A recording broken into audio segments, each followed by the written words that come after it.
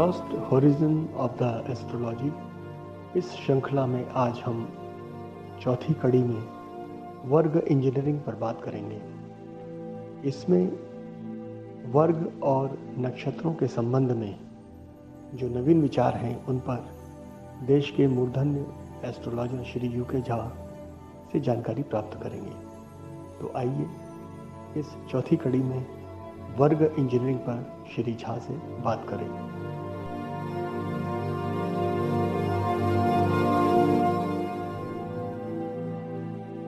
नक्षत्र जो मूल पत्रिका में तो विन्यास लेके बैठे होते हैं, लेकिन जब वर्ग कुंडली की जाती है तो लग्न से उस लग्न भाव को अगर ले रहे हैं तो वहां से फिर वो जो हमारे डिविजनल चार्ट है, वर्ग कुंडली है, वो एक पर्टिकुलर सेक्शन से अपने आप को स्प्रेड या अपने आप का विस्तार लेती है। तो अब इसमें कुछ नई परंपरा ऐसी भी देखने को मिल रही है जो प्रयोगात्मक है कि जिसमें नक्षत्रों को वहां पर मूल आकाशीय स्थिति से स्प्रेड किया जाता है, यानी जो वर्ग में लग्न उदित है और उसका जो अंश है तो उसमें मूल जो आसमान या आकाशीय स्थिति में नक्षत्र की स्थिति है वहां उसे आच्छादित करके फल विवेचना करने की कोशिश लोग कर रहे हैं। तो आपसे ये जानना है कि लग्न में तो ठीक है, लेकिन वर्ग कुंडली में जो डिवीजन की लड़ाई है कि मतलब कौन कितना फाइन डिवीजन कर रहा है, तो अब उसमें वर्ग कुंडली में आकाशीय नक्षत्र को समाहित कर लिए क्या, ना कि उसके जो विभक्ति है as per the divisional chart ratio वो हो। तो इस पर आपकी मैं राय करना चाहता हूँ। एक मिनट जरा मुझे प्रश्न समझने दीजिए कि जो वर्ग कुंडली में जो ग्रह जिस राशि में जाता है उसकी नक्षत्र को जन्म कुंडली वाला नक्षत्र लेते हैं या वर्ग कुंडली वाला नक्षत्र लेते हैं? जो आप वो कही है कि नई परंपरा है, तो उसमें आपका तात्पर्य क्या है कि जो जन्म कुंडली में नक्षत्र है वर्ग कुंडली में वही नक्षत्र मानते हैं या कुछ और मानते हैं? हाँ, इसमें यह है कि जो वर्ग कुंडली में जो अंश उदित हुआ है तो आकाशीय स्थिति में जो उस डिग्री पे जो नक्षत्र की स्थिति है वहां से फिर नक्षत्रों को नैसर्गिक विस्तार दे दिया जाता है, ना कि वर्ग कुंडली के सापेक्ष उनको वर्गों की विभक्ति के अनुरूप नक्षत्र को विभक्त करके वहां लाया जाए। उसकी जगह नैसर्गिक जो नक्षत्र विन्यास है वो वर्ग में जो लग्न उदित है उसके सापेक्ष वहां पे स्प्रेड कर दिया जाता है और वर्ग कुंडली में स्थापित ग्रहों को उस नक्षत्र जो कि मूल विस्तार में है उससे संबंधित करके प्रयोगात्मक तरीके से परिणाम देने की चेष्टा की जाती है। मतलब मान लीजिए कि वर्ग कुंडली में किसी ग्रह की किसी वर्ग में 6 अंश है किसी राशि विशेष में, तो उसको उस राशि के 6 अंश से लेते हैं क्या? आपका तात्पर्य यह है? मेरा तात्पर्य यह है कि इसमें वर्ग कुंडलियों में जो ग्रह के विन्यास वर्ग कुंडली के डिवीजन से जो आया है उसमें कोई परिवर्तन नहीं किया गया। लेकिन हम एक एग्जांपल लें कि अगर हमारा जो लग्न है अगर वो 20 डिग्री का हमारा उदित है और हम मेष राशि की बात कर लें तो संभवतः हमारा जो 6वां नवांश का अंत या 7वें का प्रारंभ होने जा रहा होगा अगर 20 हम डिग्री से आगे जाते हैं। तो सपोज हमारा 7वां नवांश वहां उदित हुआ तुला राशि का। तो अब तुला राशि का जो ये स्थिति आई तो हम देखें तो 1 डिग्री के अंदर की स्थिति में हमारा नवांश उदित हुआ। अब इस 1 डिग्री तुला में जो नैसर्गिक आकाशीय स्थिति में जो तुला 1 डिग्री पर जो नक्षत्र स्थापित है तुला में 1 डिग्री पर जो नक्षत्र है उसी से आगे पूरा विस्तार करके पूरी कुंडली में घूम करके वो आकाशीय स्थिति को बिठा दिया जाता है। अच्छा,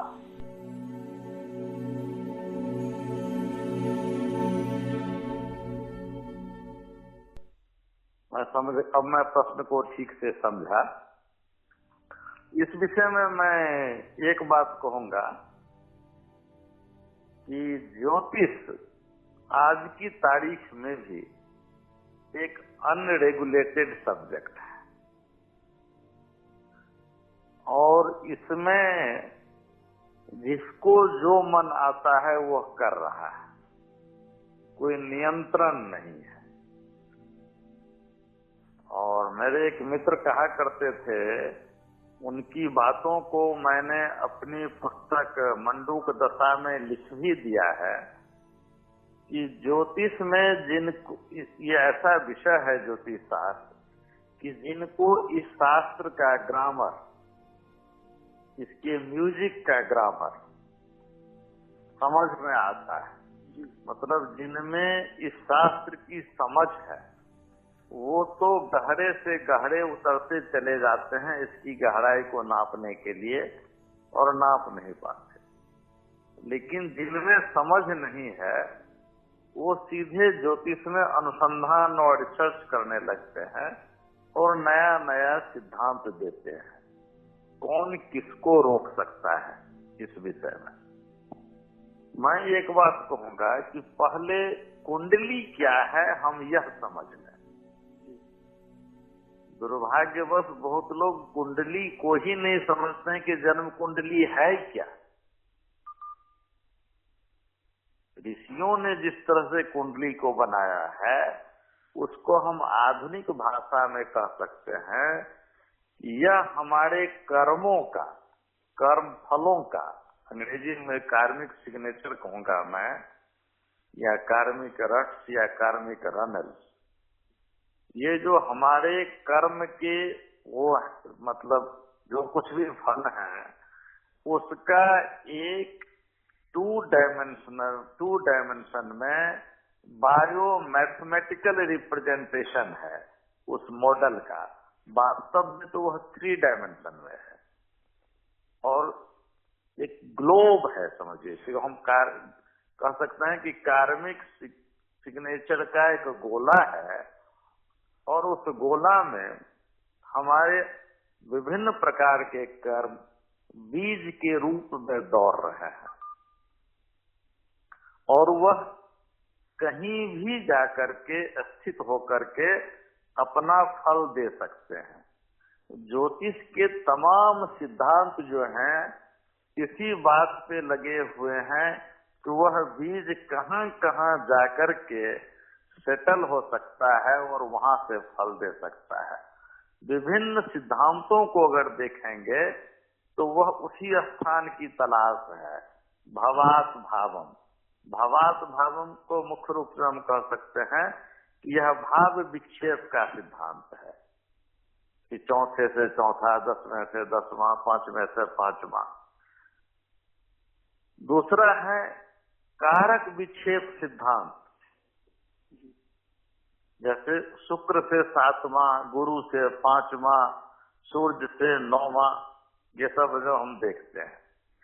तीसरा सिद्धांत है भावेश विक्षेप सिद्धांत, जिसको हम पद या आरूढ़ कहते हैं।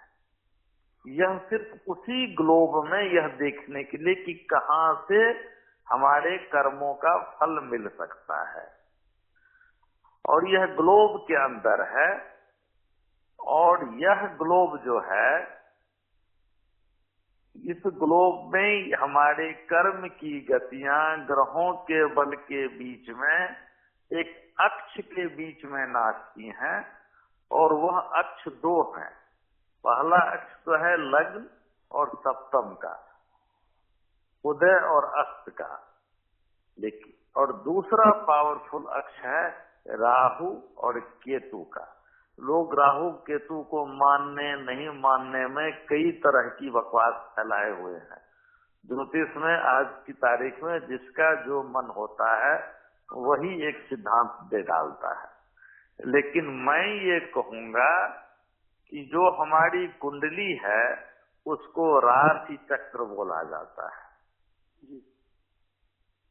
और यह राशि शब्द की व्युत्पत्ति जो है उसके बारे में या तो लोग जानते नहीं, या मौन है, या चुप है। कोई कहता है कि राशि का मतलब होता है एक संख्या होता है, और कई तरह की उदाहरण है जो किताबों में मिलेंगे। मैं आपको कह रहा हूं कि राशि शब्द की व्युत्पत्ति बहुत ही तर्कपूर्ण है।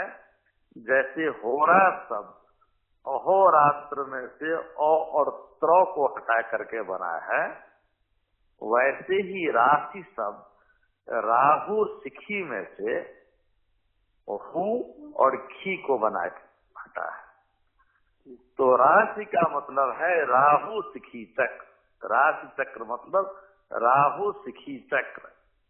तो राहु और सिखी केतु बहुत इंपॉर्टेंट है, और इसीलिए ऋषियों ने इस गणितीय बिंदु को ग्रह की दर्जा दी। ग्रह का मतलब होता है ग्रहण कर ले जो गुणों को, सार को, राशि के गुणों को, नक्षत्र के गुणों को, भाव के गुणों को, इसीलिए इन्हें ग्रह की दर्जा दी गई। और चंद्र और सूर्य को भी उपग्रह और तारा नहीं कह करके ज्योतिष में ग्रह ही कहा गया है। तो अब हम इससे बाहर निकलें कि जिसे हम 2 डायमेंशनल प्रेजेंटेशन देखते हैं जन्म चक्र के रूप में, वह वास्तव में एक 3 डायमेंशनल चीज है। और ग्लोब मैं इसलिए कह रहा हूं कि सृष्टि में सब कुछ ग्रेनुलर है, छोटे से एटम से लेकर के विशाल पिंड तक जो अंतरिक्ष में है सभी गोलाकार है, ग्रेनुलर है। तो हमारे कर्म की गति, जो हमारा कार्मिक एनर्जी सिग्नेचर है, वह भी गोलाकार है, ग्लोब है, जिसके 2 डायमेंशनल प्रेजेंटेशन हम प्लेन पर दिखाते हैं। तो जब भी हम इसका कोई सेक्शनल व्यू लेते हैं तो वह 2 डायमेंशनल में दिखता है, लेकिन 3 डायमेंशन में वह अलग है। जो गणित के छात्र हैं वो जानते हैं कि जब हम ज्योमेट्रिकल ड्राइंग जो खास करके जिन्होंने किया है वो जानते हैं कि जिस चीज को हम अगर गोले का किसी खास इससे लें तो वह वृत्त नहीं आकर के 2 डायमेंशन में एक इक्लिप्स भी हो सकता है, कोई और भी शेप ले सकता है, किसी खास कंडीशन में आकर के वह एक पैराबोला भी दिख सकता है, या हाइपरबोला भी दिख सकता है। तो वह जो सेक्शन आएगा वह वास्तव में इस गोले को नहीं देगा, वह वो सेक्शनल व्यू है। तो हम मार्ग कुंडली हम पीछे भी बोल चुके हैं कि यह सेक्शनल व्यू है। हम एक प्रिज्म को जब लेंगे और उसका ज्योमेट्रिकल ड्राइंग किसी पार्टिकुलर एंगल से देखेंगे, प्रोजेक्ट करेंगे उसे, तो जो 2 डायमेंशनल प्लेन पर में आएगा वह कुछ और ही दिखेगा। किसी भी इंजीनियरिंग ड्राइंग में हम देखते हैं कि 3 डायमेंशनल चीज को बनाने के लिए या तो पिक्टोरियल व्यू बनाए, पिक्टोरियल व्यू हम उसका बना नहीं सकते कुंडली का, तो हम जब नहीं बना पाते हैं तो हमारे सारे ड्राइंग जो हैं, जो इंजीनियरिंग जगत जानता है कि यह जो है हम साइड व्यू लेते हैं, एलिवेशन लेते हैं, प्लान लेते हैं, कई तरह के व्यू लेते हैं उसी के डिटेल को दिखाने के लिए। तो यह जो हम वर्ग इंजीनियरिंग है, जो वर्ग कुंडली कहते हैं, वो वर्ग इंजीनियरिंग समझिए कि जब सेक्शनल व्यू लेते हैं तो हम उसमें जो भी देखते हैं वह वास्तविक नहीं है, लेकिन उससे वो वाला हिस्सा बड़ा स्पष्ट दिखता है जिधर से हम वो बना रहे हैं। हम चतुर्थांश बना रहे हैं तो चतुर्थांश से जुड़े शब्द जो है वह स्पष्ट दिखने की कोशिश करते हैं। और जैसे मैं पीछे कहा था कि चतुर्थांश का भी फिर 10 वर्ग कैसे होगा, जैसे होरा में मैंने बताया था, किसी तरह से बनेगा। यह ज्योतिष की अपनी बुद्धिमता, अपना इंटेलिजेंस है, उसकी अपनी जो है क्षमता है, बौद्धिक क्षमता, कि वह वहां तक कैसे पहुंचता है। यही वर्ग ज्योतिष की महानता थी, यही इसकी क्लिष्टता भी थी। और इस क्लिष्टता और विशिष्टता दोनों थी, लेकिन क्लिष्टता विशिष्टता पर हावी हो गई और हम जो है सरलीकरण के इसमें इसको भूल गए। तो जब हम वर्ग कुंडली में जाते हैं देखने के लिए, तो न तो वह ग्रह की वास्तविक स्थिति है, न वह भाव की स्थिति है, वह एक पैटर्न है, एक फॉर्मूला है, एक कैलकुलेटिव टेक्निक है जिसके थ्रू वह व्यू आया है।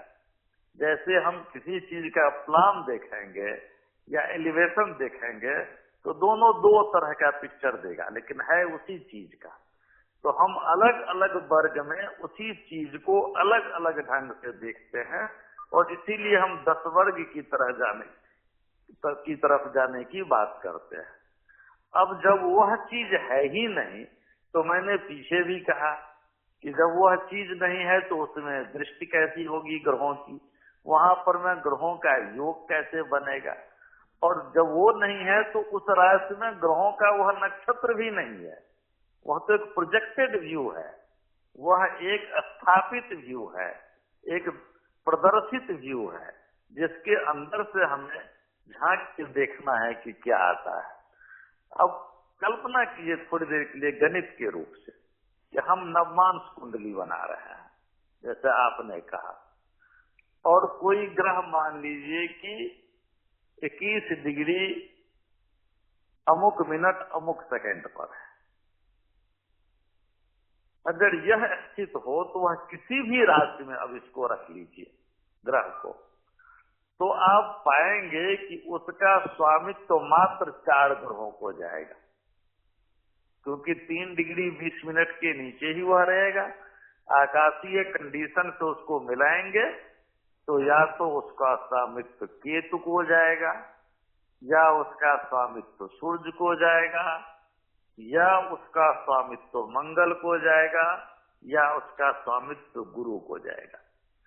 तो नक्षत्र की दुनिया में यह 4 ही ग्रह हमेशा हावी रहेंगे, चाहे ग्रह कहीं भी जाए। उदाहरण के लिए मेष में तो ये अगर 1 डिग्री कुछ मिनट या 2 डिग्री कुछ मिनट होगा तो हमेशा उसको तुला राशि में अगर वो होगा तो तुला का जो पहला नवमांश है वह पहला नवमांश मंगल का है, तो वो हमेशा मंगल में रहेगा। अब अगर मान लीजिए कि वृष राशि में वही डिग्री हो तो 7वां नवमांश वृषभ का होगा 10, 11, 12, 1, 2, 3, 14 कर्क में पहली राशि में चला जाएगा। अब कर्क में जब वह उस डिग्री में है कर्क राशि में तो उसका स्वामित्व गुरु पर चला जाएगा। तो इस तरह से आप देखेंगे कि 4 ही ग्रह में यह सिमट के रह जाएगा, और नवमांश जिसको महान वर्ग माना जाता है उसमें नक्षत्र जो है 4 ग्रह में सिमट के रह जाएगा, और इस वर्ग की जो तथाकथित महानता है वह सिकुड़ के ये हो जाएगी।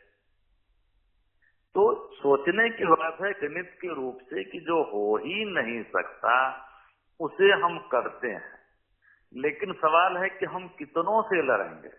आजकल एक नया तर्क आ गया है जिसमें कहा जाता है कि हमें तो फल मिलता है। अब इन फल मिलने वालों से मुझे बहुत डर लगता है, क्योंकि वो बंद घड़ी को भी दिखा के मुझे कहते हैं कि साहब 24 ये सही टाइम देता है, और मैं देखता हूं तो कहता है यार 24 घंटे में 2 बार तो सही दे ही देता है ये। तो फल कथन के कई तरीके हैं। टैरोट वाले पेड़ के नीचे बैठा तोता वाला जो लिफाफा निकलवाता है तोते से, फल पे न जाए। जब हम एक विषय की एकेडमिक सब्जेक्ट, एक शिक्षण की विषय की बात करते हैं तो पहले उसका प्रारूप कुछ ठोस सिद्धांतों पर आधारित होगा, और जिसमें सिद्धांत नहीं केवल फल है उसके बारे में कुछ भी कहना बहुत मुश्किल है। यह तो तभी होगा जब ज्योतिष पर में शिक्षाविदों का जो भारत सरकार है, मुरली मनोहर जोशी साहब के टाइम में हुआ था कि यूनिवर्सिटी में लिया जाए, क्लास ले लिया जाता साइंस आर्ट किसी फैकल्टी में, तो एक नियंत्रण तो होता कि क्या कर रहे हो, किस आधार पे कर रहे हो। यहाँ तो हर आदमी अनुसंधान कर रहा है। अब कल को अगर उसी आधार पर में वो दशा की भी गणना करने लगे और 13 डिग्री 20 मिनट में जो किसी ग्रह का फल मिलता है, नवमांश उदाहरण के लिए ले लें, उसको वर्ग विशेष में मान लें 9 में हो तो 3 डिग्री 20 मिनट में ही उसको शुक्र का 20 वर्ष और गुरु का 16 वर्ष या शनि का 19 वर्ष लेकर के मिनटों और सेकेंडों में तोड़ करके कर दे तो कई दशा बन सकती है, हर वर्ग का एक दशा बन जाएगा। तो इस तरह का जो प्रयोग है वह देखने में सुंदर जरूर लगेगा, लेकिन सैद्धांतिक रूप से बड़ा विभत्स हो जाएगा। और इस तरह के प्रयोग हो रहे हैं, ऐसा नहीं है कि नहीं हो रहे हैं। प्लेसिडेशियस सिस्टम जो है, अनइक्वल डिवीजन ऑफ हाउस, उसको विंशोत्तरी दशा के जो नक्षत्रपति है उसे लगा करके लोग कर रहे हैं, भावखंड निकाल रहे हैं। और भावखंड में चुके उनको नहीं मिलता है स्वामी, कभी भी उल्टा सीधा कर देते हैं। मान लीजिए कि कभी उदित भावखंड जो है कुंभ है, तो कहने लगते हैं कि दूसरे घर का जो स्वामित्व जिसको दूसरे भावखंड का गुरु का होगा वो जो है कहीं और भी हो जाएगा, कुछ भी हो जाएगा। इस सब में हम न पड़े। हमारा ये कहना है कि सैद्धांतिक रूप से चले कि हम जब भी जाते हैं और शास्त्रों को अगर रखते हैं, यह विश्वास करके कि ऋषि लोग जो थे वो लोग सीयर्स थे, दृष्टा थे, हमारी तरह नहीं थे जो केवल अपनी बुद्धि से काम लेते थे। वो दृष्टा थे, वो देखते थे स्थिति में। और उन्होंने जो किया तो नक्षत्र का अपना कोई स्वतंत्र अस्तित्व नहीं है।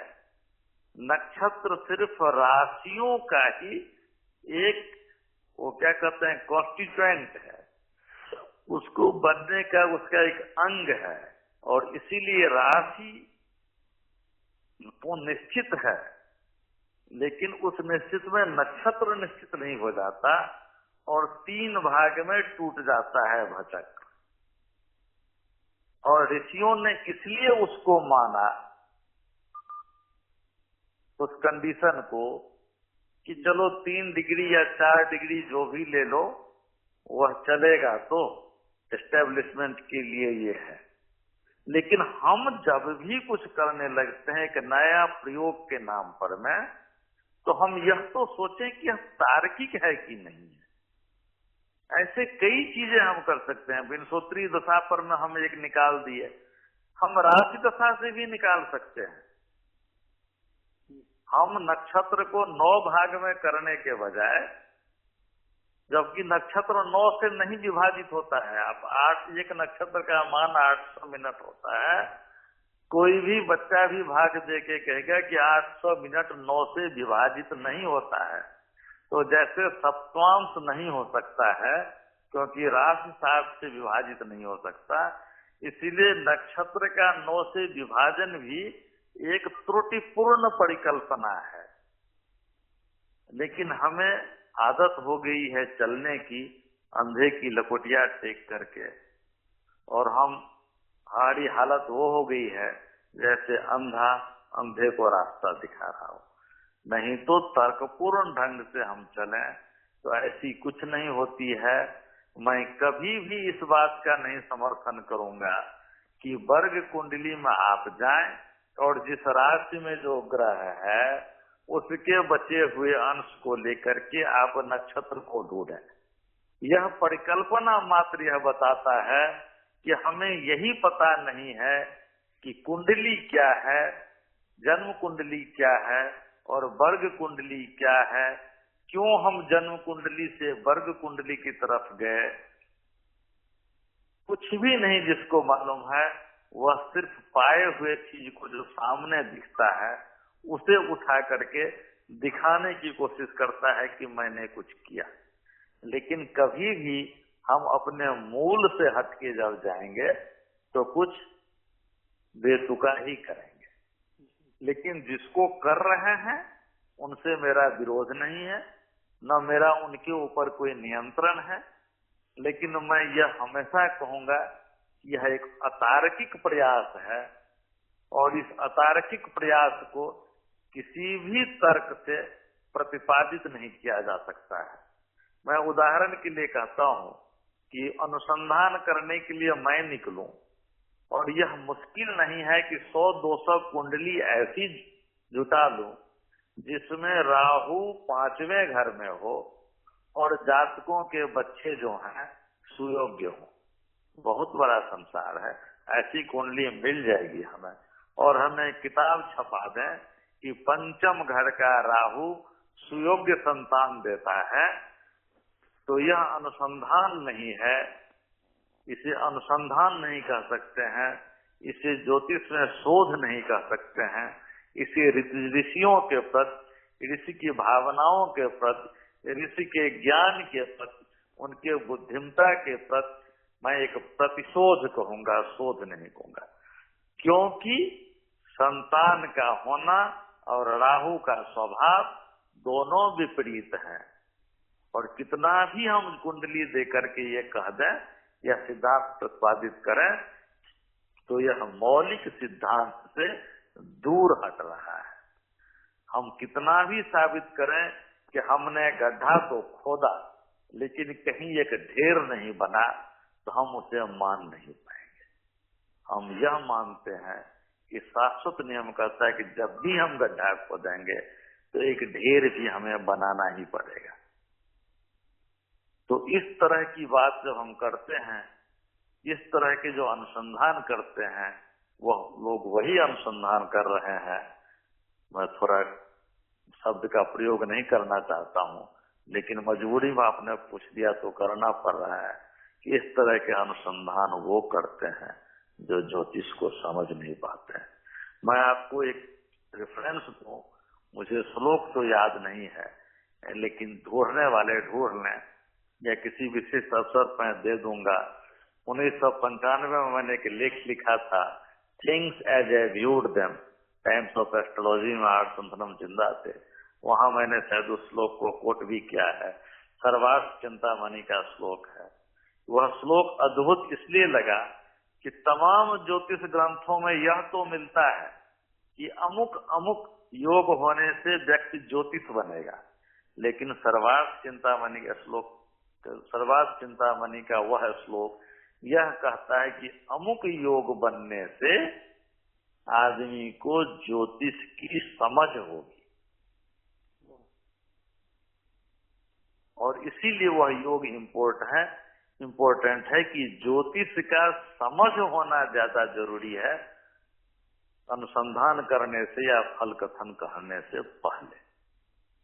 और मैं एक बताऊं कि जो भी योग दिए गए हैं किताबों में, मैंने अपनी पुस्तक योग पुष्पांजलि में से बताया है कि जितने योग हैं ज्योतिष के, वह एक प्रमेय है, एक थ्योरम है। इसीलिए फल दीपिका को छोड़ करके अधिकांशतः लगभग सभी किताबों में योगाध्याय को पीछे डाला गया है, क्योंकि वह एक टेस्ट था छात्रों को यह जानने का कि इसको ज्योतिष के सिद्धांतों का, मौलिक सिद्धांतों का, प्रिस्टाइन प्रिंसिपल की समझ आई या नहीं कि यह कुंडली देख पाएगा। दुर्भाग्य आज यह है कि हम उन योगों को अंधे की तरह कुंडली में ढूंढ रहे हैं, हम उन योगों को नहीं समझते।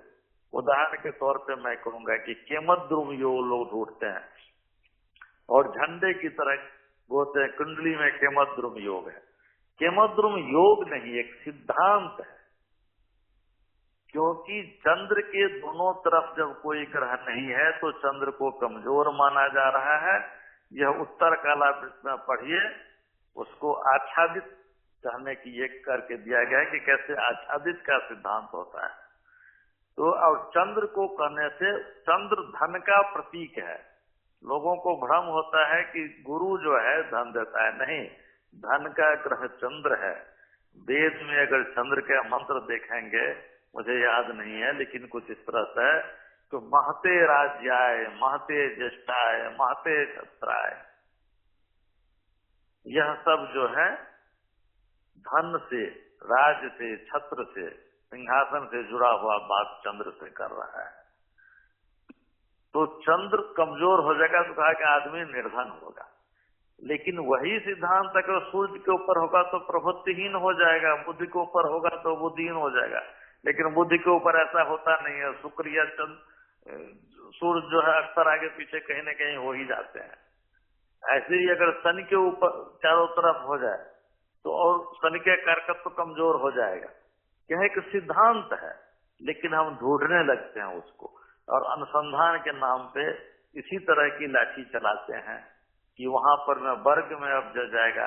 अब आप खुद सोचिए कि चतुर्थांश के नीचे जितनी कुंडली जाएगी वो सब के ऊपर में 4 ही ग्रह का स्वामित्व तो हमेशा मिलेगा, जो मैंने कहा।